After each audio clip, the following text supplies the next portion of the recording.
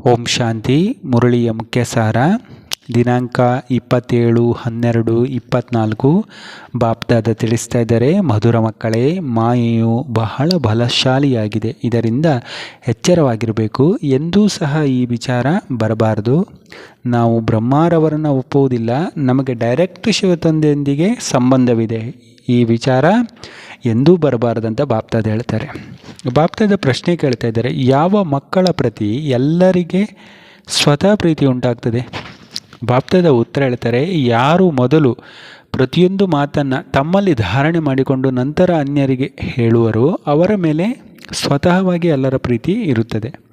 ಜ್ಞಾನವನ್ನು ತಮ್ಮಲ್ಲಿ ಧಾರಣೆ ಮಾಡಿಕೊಂಡು ನಂತರ ಅನೇಕರ ಸೇವೆ ಮಾಡಬೇಕು. ಆಗ ಎಲ್ಲರ ಪ್ರೀತಿಯೂ ಸಿಗುತ್ತದೆ.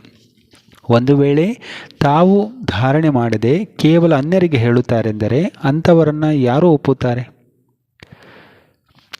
ಅವರು ಪಂಡಿತರಿದ್ದಂತೆ. ಅವರು ಪಂಡಿತರಂದರೆ ಅವರು ಕೇವಲ ಹೇಳುವುದಷ್ಟೇ, ಅವರು ಯಾವುದನ್ನು ಮಾಡುವುದಿಲ್ಲ. ಬಾಪ್ದಾದ ಧಾರಣೆಗೋಸ್ಕರ ತಿಳಿಸ್ತಾ ಇದ್ದಾರೆ, ಒಂದು ಬಹಳ ರಾಯಲ್ ಆಗಿ ಬಹಳ ಮಧುರರಾಗಿ ನಡೆಯಬೇಕು. ಶಾಂತಿ ಮತ್ತು ಸುಖದ ಸ್ತಂಭ ಆಗಲು ಬಹಳ ಕಡಿಮೆ ಮತ್ತು ಮಧುರರಾಗಿ ಮಾತನಾಡಬೇಕು. ಬಹಳ ರಾಯಲ್ ಆಗಿ ಮಧುರರಾಗಿ ನಡೆಯಬೇಕು.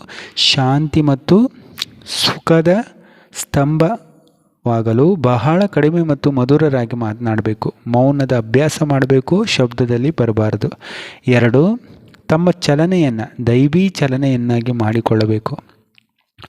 ಮುಟ್ಟಿದರೆ ಮುನಿಯಾಗಬಾರದು. ಯುದ್ಧಕ್ಕೆ ಮೊದಲೇ ಕರ್ಮಾತೀತ ಸ್ಥಿತಿಯನ್ನು ತಲುಪಬೇಕು. ನಿರ್ವಿಕಾರಿಗಳಾಗಿ ಅನ್ಯರನ್ನು ನಿರ್ವಿಕಾರಿಗಳನ್ನಾಗಿ ಮಾಡುವ ಸೇವೆ ಮಾಡಬೇಕು.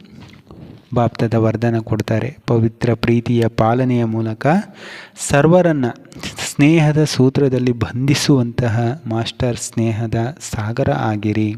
ಬಾಪ್ದಾದ ಸ್ಲೋಗನ್ ಹೇಳ್ತಾ ಇದ್ದಾರೆ, ಸಂಕಲ್ಪ, ಮಾತು, ಸಮಯ, ಗುಣ ಮತ್ತು ಶಕ್ತಿಗಳ ಖಜಾನೆ ಜಮಾ ಮಾಡಿದಾಗ ಅವುಗಳ ಸಹಯೋಗ ಸಿಗುತ್ತಾ ಇರುತ್ತದೆ. ಅಚ್ಚಾ. ಓಂ ಶಾಂತಿ.